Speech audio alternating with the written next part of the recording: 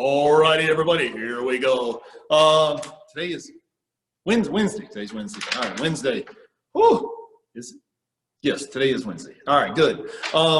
Sweet. We're going to go over some chipping today. I'm going to show you a couple different techniques. Hopefully, it help you guys get better at chipping. I was telling the earlier class today about a book I'm reading about a guy who he had one good round of golf. And all of a sudden he said, you know what, I'm going to become a tour player. So after that one good round of golf, now he's trying to understand what it's going to take to be a tour player. He goes down, he watches the qualifying school for the PGA Tour. This is way back when. And he's actually interviewing the people as they're done, asking them, you know, what does it take to make it, to get through Q school, to get out on tour, to make it through the mini tours. And he said every single person said you have to be able to putt, you have to be able to chip, and you have to be able to pitch. They didn't say you have to hit the ball the longest or the straightest, but your short game is the most important. So if your short game's not good, I don't care what level you're playing at, it makes it hard to compete. So I know hitting the long ball, bombing the drive is like this big, awesome thing. Oh, he hits it so far. But let me tell you, if you can't chip, putt, and pitch, doesn't matter how far you hit it. So we're going to go over some of those things, some techniques today that I want you to be able to go out and try, experiment. The more time you spend practicing and experimenting and figuring out how to get that ball in the hole in the quickest way possible, I promise you, your scores will go from up here to down here. We want lower scores. It's so much more fun to shoot good scores. It's more fun to shoot under par than it is over par. I promise you.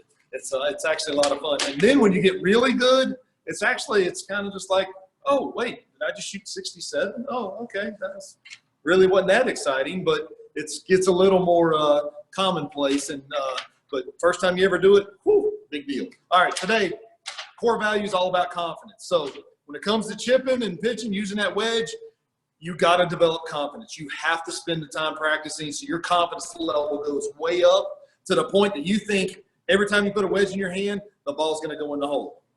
That's confidence to me. That's ultimate confidence. So when you get to that point, I promise you, your scores will go down because you're going to hit the ball up there close or in the hole, and it's going to be a lot more fun.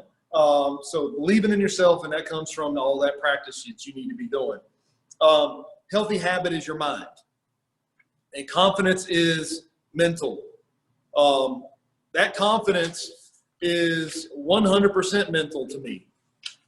You know, I used to say that golf was 90% mental and the other 10% was mental. Well, that is definitely the case when it comes to using your wedges and putters. It is so important that you develop that confidence because when you have supreme confidence in your wedge game, I'm telling you, you can hit it into the woods, punch out, use your wedge, hit it on the green and still make the putt and still shoot for it. You can hit it up there next to the green and chip it in for a three. You just made a birdie while everybody else is sitting over there putting. So ultimate confidence comes from the mind. You believing in yourself, and you believe in yourself because you've put the work in. You have really, really, really put the work in to getting better at it, and then that's when your confidence is going to be super high. So let's go ahead and get loosened up a little bit today. We're do a couple exercises, and then we're going to talk about something called sprinter's form that I want everybody to be able to do. So go ahead and get up. Well, we're going to go back through our standard our circuit that we did. So 10 jumping jacks, 10 slap jacks, 10 speed squats, and then we'll do 10 lunges. So that gets kind of the upper body and the lower body going there. So here we go, 10 jumping jacks. Here we go, ready? 1, 2, a 3, and a 4, and a 5, and a 6, a 7, 8, 9, 10 slap jacks. 1, 2, 3, 4, 5, 6, 7, 8, 9, 10 speed squats. Here we go. 1, 2, 3, 4, 5, 6, 7, 8, 9, 10. All right, we're going to do 5 lunges on each side. 1, 2, 3, 4, 5. We're going to go to the other side. I'm going to step, drop down. Notice my knee's not going way out past my toe. 3, and I'm stepping out and dropping straight down and pushing back. So that's pretty quick. That gets the body going right there, works upper body and lower body. So we're going into what we call that sprinter's form. The reason we're going to go over this is Milo Bryant works for the Tyler's Performance Institute, and he talks about exercises for young people like yourselves. And he said the one exercise, if he was going to teach every single kid in the world this one thing, it would be this sprinter's form. So what he wants to do is you're going to get your right knee up. And notice how my shin is going backwards, and my toe is pointed up a little bit. It's not pointed down. It's right here, and my left arm is up. Then when my left knee goes up, my right arm goes up. So when I'm running, I'm in this way. So every time my foot hits the ground, it's the ball of my foot hitting. It's not my heel hitting. It's the ball of my foot hitting. So I'm running, and this is the part that's slapping the ground every time I go through. Really important you do that. If your heel hits the ground, you're slowing down. And who wants to slow down when you're running? So it looks something like this. So we're going to be here, here. So you can see how my arms are really pumping like this and doing the opposite. So you can kind of do it in place, pumping those arms, really feeling the ball of your foot smacking the ground. This is going to make you faster, more explosive. And if you're faster, any sport that you play, if you're faster, that's a good thing. Even if you're a sumo wrestler, you want to be fast and explosive. You don't want to be slow. You want to be fast. Okay, so we're going to come over here, talk about some of the wedge game. Let me get this thing set up where you can see pretty good. Yeah, I think that's good. All right, so I've got my wedge here. Square that up a little bit. Okay, so now if I set the club, we'll pretend that this is on the ground right now. So this part right here, this part of the club, this is called the bounce. So if you looked at let me pick this up over here. So if you looked at this wedge, you can see that the leading edge is right here, and then the club goes this way. It kind of goes like that. So if I flip it over here, you can see that when this is sitting here, it kind of goes down just a little bit. So this is called the bounce of the club. This is the part that we want actually hitting the ground. We don't want this leading edge digging in because that causes the ball to kind of get chunky. Not very good. So we're going to get set up.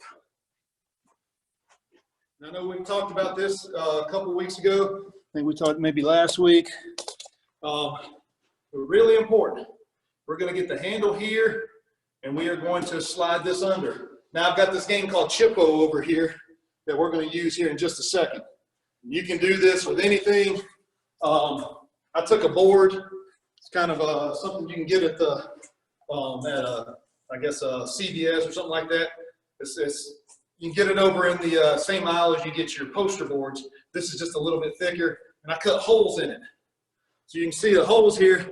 I got the bottom holes actually worth -5. That's not good. And I've got a 10 and then 2 25 pointers. You can do this with putting. You can do this with chipping, but it gives you something to aim at.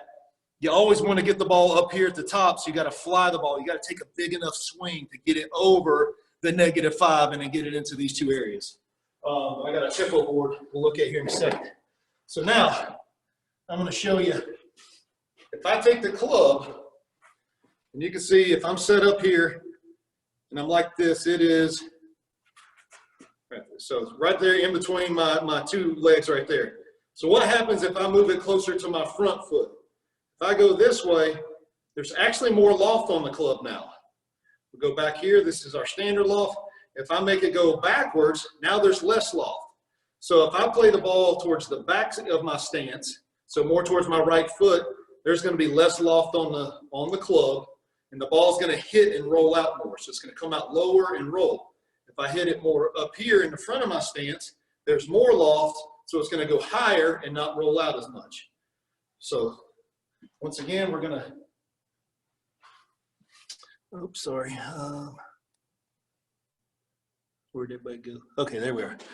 All right, so here we are. We're going to get, hands are right there in front, And I'm going to try to just go back. And that ball just pops right up in the air. I'm going to come from this angle over here. Kind of show you a little different angle here. Now notice how big of a swing I take here.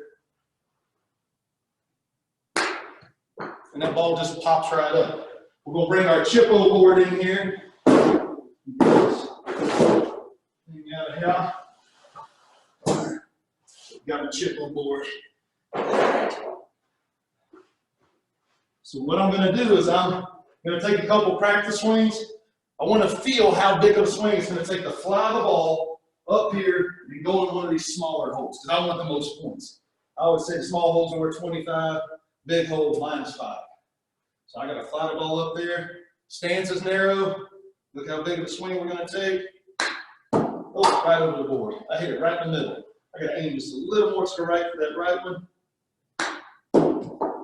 Oh, back into the middle. Oh, that's not good. Let's try the left side over here. Oh, just over top of it. So, a little game like chippo can help your chipping. But really important that you work on this as much as possible. The more you work on it, the better you're going to get.